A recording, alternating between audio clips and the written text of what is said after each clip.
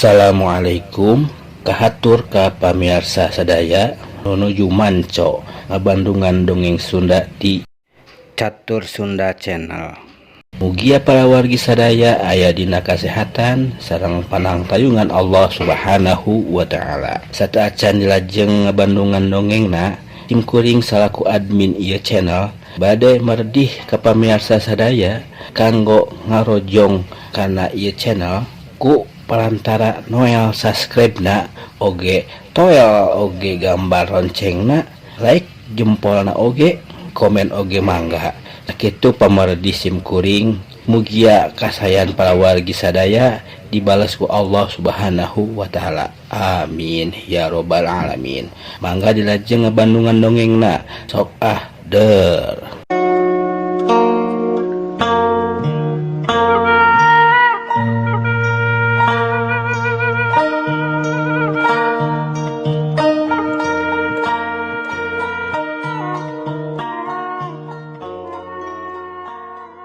Assalamualaikum warahmatullahi wabarakatuh.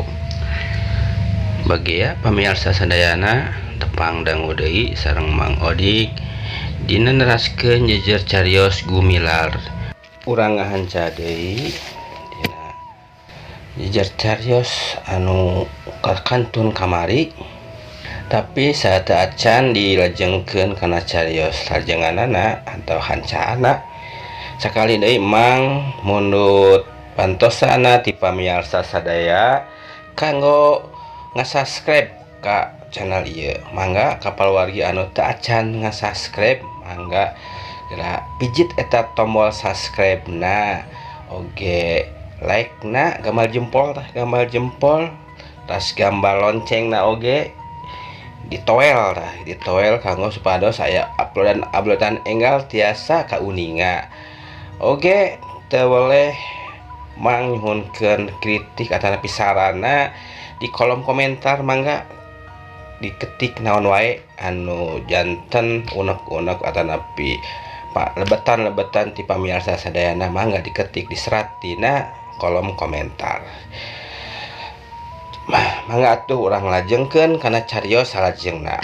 Kamari teh dugi ka Babah Gondoknya sareng Lurah Barja anu nuju ambek atau napi tegunah ka Asmita gara-gara unan anu rambat kamale jadi ka Asmita anu emang sarta acana oge atos cecep ka Asmitanya. Mangga atuh urang lajengkeun kana cariosna sok der. Lantaran Babah Gondok jeung Lurah Barja teh kacida nyobatna ayeuna sasat sarua manggih jalan mika ceceubna ka Asmita. Atuh dina ngarupatna teh nemongkeun ka geuleuh anu luar biasa. Akhirna ieu dua jalma sapamadegan yen kalakuan Asmita kitu teh lain antepeun. Isuk jaganing geto pasti maranehanana baris nyieun reka perdaya pikeun nyelakakeun Asmita. Tekad ieu dua jalma teh saeutik mah mangaruhan kana jalan hirupna gumilar engke. Nu mangsa ieu keur masih keneh ngarengkah halu. Nasib gumilar sagemblengna aya dina kakawasaan pangeran.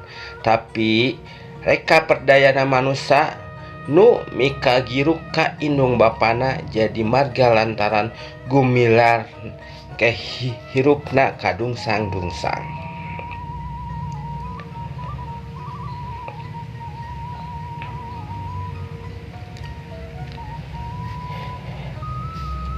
Pamirsa carios salajengna nyaeta dina hiji poe geus aya kana saparapat jam namah Asmita diuk di golodog nempokeun anakna nu uluk kutek diburuan pipiluan ulin jeung nu galede anu haritakeun malaen kaleci. Budak teh bangor pisan gawena ngan dugla diglebae ka ditu ka dieu ngahalangan kanu keur alulin main kaleci. Geus sababaraha kali dipangku di sina cicing di sisi lah teralang deui ka tengah brek cingogo yang harapan kaleci nu diparake masang heuk dicoo di koeran. Di sisi atuh pala jona cek iding bari dek mangku Gumilar. Aim aim. Gumilar ngahuntet kekepehan leungeunna ngepeskeun leungeun iding nu rek mangku. Uum mah di dieu we anggur mah jeung abah, cek Asmita ngagerowan ka anakna. Lantaran budak teh ngadon ngahintul wae panonna nyureng kanu dek mangku. Ret Gumilar ka bapana da kungsi 2 kali ngagerowan cul kana kaleci digle nyamperkeun ka bapana. Lempangna ngadedot bakat ku montok. Bah Gumilar ranggah lempangna gagareolan gancang ku Asmita di pangku. Kalacat deui kana golodog dibawa asup ka jero. Gek diuk nyarande kana bilik. Budak dilahun bari diusapan sirahna deudeuhna ker.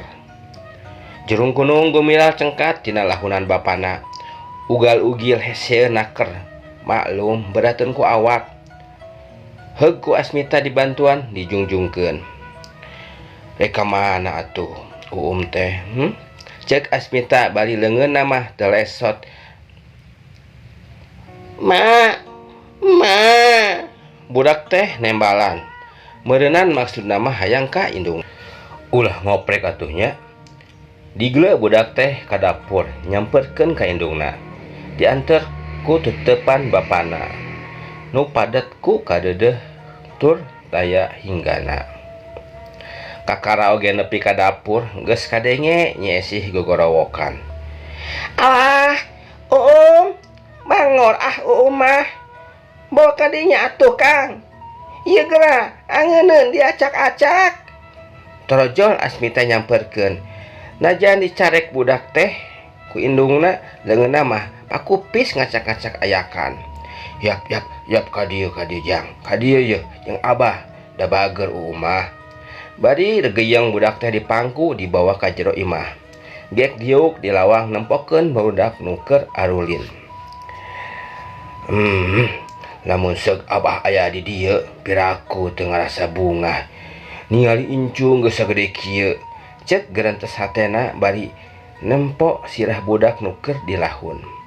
Heug didanghekeun celengok pipina dicium. Bray kajadian nu ti heula-heula narembongan deui. Waktu bapana digalusur ku sababaraha upas. Basa dek dibawa ka Garut pisan diberok tea. Ras inget kana carita unan nu nembongkeun kacurigaan ka Lurah Barja. Inget deui waktu Lurah Barja kababuk kurancatan di tokona si Babah Gondok. Pok-pokanana harita basa keur nyarekan teh bet matak pikiraneun. Bisa jadi Lurah Barja teh neuneun hate goreng ka aing. Teu sangka baheula manehna mika hayang ka esi. Bet nepi ka papanjangan kieu. Malah nu jadi korban mah pan bapak aing sorangan. Teu naon Barja. Rumasa dina waktu ayeuna mah aing teh eleh. Tapi engke rasakeun da jelema mah moal salilana apes. Oge anjeun moal salilan jadi lurah. Jadi panggung anu aya dina kaunggulan. Asmita ngecomang dina jero hatena. Ret Asmita kana leungeun kenca Gumilar anu numpang dina tuurna. Sabreheun oge kabireungeuh cinggirna buntung kecewis deui manehna ngupat dina hate. Meni percis pisan cacadna sarua jeung akina pisan dina cinggir kenca deui. Ngan ari abah mah buntung kabeh. Ari ieu budak mah saeutik buntungna. Tungtungna hungkul. Boa ieu oge nurun ti akina. Teu naon lah. Asal ulah nurun kana kasangsaraana we. Jurung kunung budak teh nangtung dina lahuneun bapana. Leungeunna ngopepang ngarawelan beungeut bapana. Leungeunna nu buleunter nu balu teter. Maksudna teh punten. Leungeunna anu balu teter teh nyonyoot ceda bapana nu ngagudat dina pipina. Ledang basa bareto gelut jeung maung tea. Tapak kuku nu nepi ka ayeuna teh nya tapak kuku maung nu tepi ka ayeuna teu bisa leungit. Dina cageurna manglupakeun cacad nu ngagurat dina pipi. Ulah dikorek-korek atuh linu. Yeuh jalu. Ieu teh minangkana mah hadiah kalahiran hidup. Persis abah meh-mehan meunang cilaka sapoe rejeung jeung hidup ngubrag ke alam dunya. Ceuk Asmita bari neuteup beungeut gumilar. Akang. Sora Nyi Esi nyalukan ti dapur. Asmita ngareret ka dapur satengah ngadengekeun lantaran teu pati sidik puguh pikiranna geus dipuseurkeun sagemlengna ka anakna. Akang, aya naon Esi? Asmita nanya bari manehna masih keneh diuk. Ieu minyak lantung geus kosong, ceuk Nyi Esi. Naha tuh tadi eueuh nu ngidor ka dieu kitu? Ari Sugante aya keneh. Nyi Esi ngareret ka salakina anu geus manco di lawang dapur. Bakal mopoek tuh meureun sapeuting ieu mah. Nya geus urang meliat we atuh. Meungpeung berang keneh. Nah, moal kaburitan gitu Kang balikna. Nyi Esi semu melangeun. Moal sugan ongkoh kapan kerjaang bulan ieu mah. Kapeutingan oge moal ngatog teuing atuh. Sok kadiekeun Esi botolna. Ieu budak pangku heula. Asmita menta botol atau ples bari mikeun budakna. Geus kitu mah gejlig Asmita turun ti imahna bari ngajingjing botol kebat kalandeheun setengah rurusuhan. Maksudna rek meuli minyak tanah ka nangka pait. Puguh jalan teh mudun atuh ngeunaheun pisan lempangna bari neregteg kawas aya anu nyurungkeun. Ngan sajorelat oge breh lembur sedahurip geus katembong. Manehna terus ngadugdug. Manehna terus ngadudud pak masa ngadugdug tapi ngadudutnya mun gitulah. Manehna terus ngadudud teu luak lieu. Sakedeung oge sedahurip geus kaliwat. Jalan mimiti mayat teu mudun.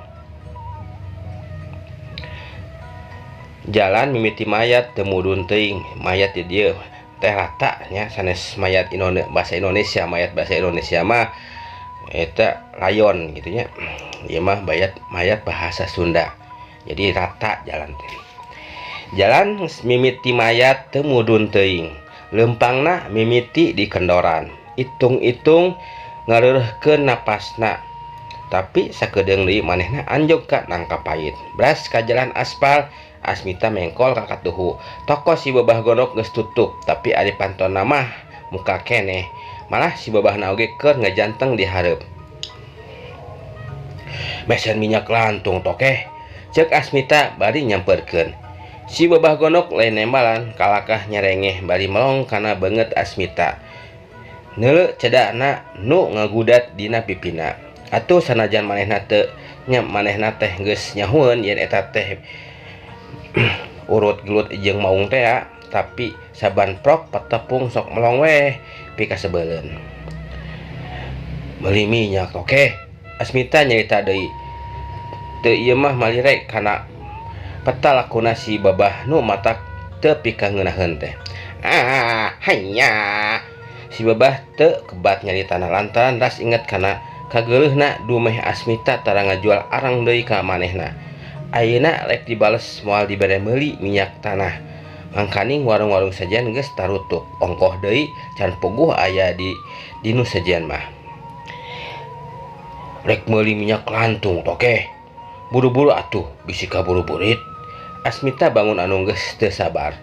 Memang di jero geus tangtu aya si Ona nu bakal ngaladangan, tapi Asmita teu bisa asup lantaran kahalangan ku si babah. Hanya wiyak lantung mah weak tembal si babah bari ngabalieur. Piraku toke. Asmita siga nu teu percayaeun. Allah geus weak. Cali we kanu sejen. Bari gebruk pantona ditutupkeun. Hembeu cilaka ka mana deui yeuh neangan minyak mangkani geus tarutup. Nah aya ku judes-judes teuing deh. Keur gondok teh Asmita ngagelendeng jero hatena. Manehna luak liuk neangan warung sajana nu masih heneh buka. Sabot kitu torojor aya budak laki bari ngajingjing botol. Heug manehna kaketrok bari gegeroan maksudna rek meuli minyak tanah. Bray pantot teh dibuka ti jero bulubus budak teh asup telila oge kaluar deui baris botolna sidik dieusian. Geningan eta aya. Asmita gegerendeng bari nyamperkeun tapi kakara oge manehna rek nyurungkeun panto ti jero geus nyuruntul manten si babah gondok bari nyurungkeun sira Asmita satakerna. Atuh teu wudu Asmita nepi ka ti jengkang meh labuh. Rek meuli minyak babah lain rek maling. Asmita rada morongos ngarasa gemes ku kalakuan si babah asa ngahina-ngahina teuing. Aueuh. Tapi maneh maksa wae alek masuk. Si babah morongos ngarasa teu ngeunah nempo Asmita nu dianggapna camplak. Geuning itu budak mah dibere. Asmita nempasna ngahegak bari ngaret ka budak laki nu geus ngaleos. Moal dijual ka maneh. Mutu minyakna mah meuli we ka Ciuni. Apaan maneh oge lamun ngajual aleng sok kali itu ka Ciuni. Babah nulak cangkeng. Si babah mulak cangkeng. Asmita mani ti pepereket huntuna.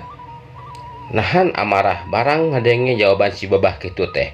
Kaharti ayeuna mah pangna manehna teu dibere meuli teh sasatna mah males ka teu ngeunahna dumeh langka ngajual areng ka manehna. Ari teu kapaksa-paksa teuing mah. Dasar babah gondok. Keur kulup teh teu gablek rumah sapisan sia ngajedog di dieu teh. Asmita gegelendeng. Naung sia? Ngomong naung sia? Masa orang kampung haram cenah. Si wawi sia. Pasal gelo aing mah teu nulut ka sia. Leuleus wangsat teu boga raja sia. Si babah gondok nyarekan bebeakan. Pang-pangna mah ngarasa nafsu domeh disebut si gondok. Naon sia gondok? Kau seraja wae sia mah di dieu teh di negeri sia mah sia teh ngalabogan anjing atau babi deuleu. Asmita geus teu kaampeuh amarahna sanajan bener manehna teh urang kampung bau lisung carak babasaan mah. Tapi ari di sisia teuing mah sarta dicarekan teu boga tanah jeung teu boga raja mah nya ngagedur wae nafsuna. Nu matak dina ngahualkeunana teh kacida pisan peureusna. Sabalikna si babah nafsuna teh geus kacida ngagugudagna. Kakara ayeuna pisan ka manehna aya nu wani nyarekan. Da biasana mah ulah boro-boro aya nu nyarekan disadabutna oge teu waleh neng, teu waleh juragan, paling copel disebut tokeh. Manehna cukup nyaho yen Asmita teh lain jalma bantrak-bantrakeun ku ngadenge beja yen ti heula Asmita kungsi gelut jeung maung oge. Manehna boga anggapan yen Asmita teh lain jelema kosong.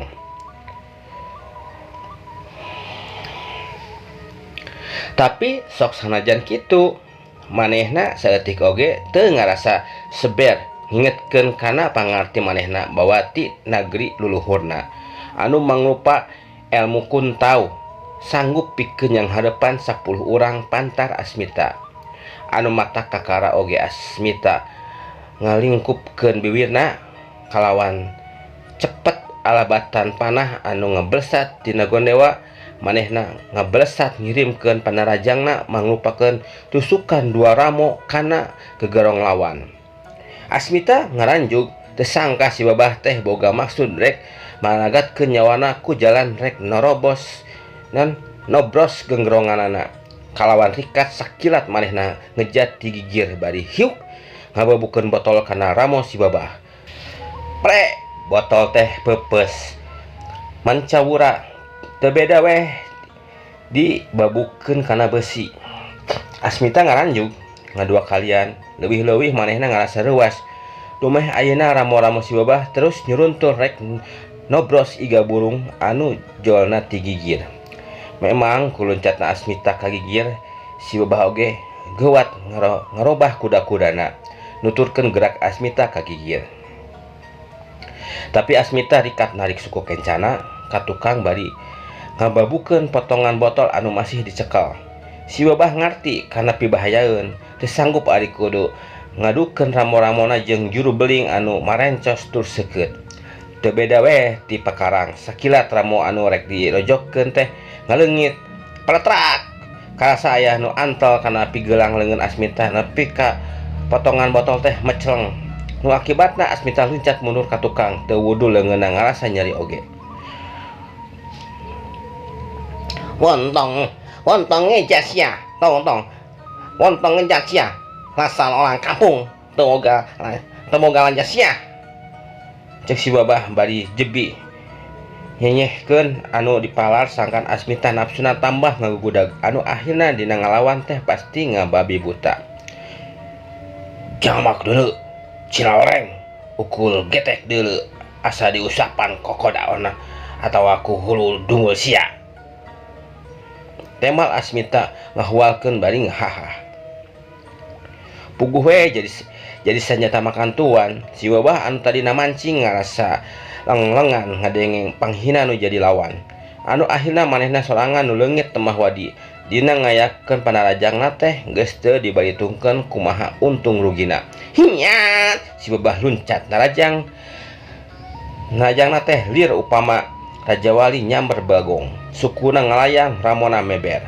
Asmita mireungeuh kahebatan panarajang si babah, rikat ngagilak bari ngagunakeun ulin depok dina ulin pamonyet. Waisan ti bapana pribadi nyaeta Mangsal Hapi. Waktu si babah ngalayang luhureun sirahna, Asmita rikat cengkat bari ngarobah pasangan. Tembong suku si babah merengkel ka tukang, sakilat gep bae ditewak bari langsung dicentok dina gaya monyet ngala jengkol. Bari ngawangun kuda-kuda anu namblek pageuh. Puguh we tumarapna ka si babah mah lain deui hebatna. Sasat manehna keur luncat di kait sukuna geus teu bisa ditarekahan deui ngan gedebut bae si babah gondok teh ti bebeut ngan bubuhan jelema anu ngabogaan pengalaman dina urusan silat bawa ti nagarina kitu. Si babah teh geus hasil nyalametkeun sirahna teu nepi ka ngabeletuk ngabentur taneuh ku jalan ngagunakeun dua leungeunna dipake nahan kana taneuh. Dina gerakan cak-cak murag jeung liong barongsai melit bumi. Kurinjal maksudna mah si babah rek hudang, tapi Asmita teu mere kasempetan. Durug-dug sukuna digusur, atuh teu wudu anu dek hudang teh tenagana jadi ngendoran. Ari pek digusur satakerna puguh we beungeutna barabak. Teu beda diurut diparutkeun kana taneuh garing anu pinuh ku batu karikil. Kurimpal si babah maksakeun maneh bari ngejetkeun sukuna, atuh bolonyon nesot tina panyekel Asmita. Jeleng luncat bari ngasupkeun jurus kungtauna, maksudna rek nyokel mata. Asmita rikat nyelong bari neken ramona, tapi si babah rikat narik deui leungeunna. Dina kaayaan kitu sup Asmita ngasupkeun sukuna ka jero bari ngasupkeun peureupna kana si babah ngajengkang sarta terus disusul ku jurus najong pamonyet anu sakilat nyayang kana kakawetna nepi ka kalecina ngreles. Duk ha hanya si babah ngocak bari nungkupan kantong semarna terus dihanca deui carehamna. Galeong gedebut bae si babah ngajurah roh. Beungeutna ti kusruk ninggang taneuh teu beda we ti begu nyungkur, tina sungutna nyebrot lempah parab babi. Lantaran ieu dua jalma teh padungdungna di sisi jalan gede, atuh tita tadi oge geus pinuh ku nu lalajo. Diantep soteh teu dipisah dumeh sararean aksi liar Asmita aya dina pihak anu unggul. Piraku bae atuh si babah teu bisa dielehkeun. Maung sancang talaga budas wae anu kakoncara galakna teu manggap mulia. Pamirsa, sakitu heula nu kapihatur. Oke, urang pajeng deui insyaallah nya papayuna mugia masih dipaparin yuswa ku Gusti Allah urang sadayana. Mang Odik dina hanca carios gumilar nu ayeuna urang dicekapkeun we dugi ka dieu sakali deui sejadi hapunten segala kalepatan dina sagarupaningna dina macana dina ngaosna dina nada-nada nyanakeunana mugia istilahna mah ngahapunten sadayana pamiarsa. Tong hilap kanggo rojonganana ka Mang dina channel ieu subscribe na anu teu acan mangga ditoel, like na oge lonceng na oge ditoel, terus diantos oge komen-komenna atau masukan-masukanana dina kolom komentar. Sakitu anu kapihatur hatur nuhun ka sadayana mugia urang sadayana dipepasian barokah pasian rezeki anu lancar ku Allah Subhanahu wa taala. Wassalamualaikum warahmatullahi wabarakatuh. Cagah permios.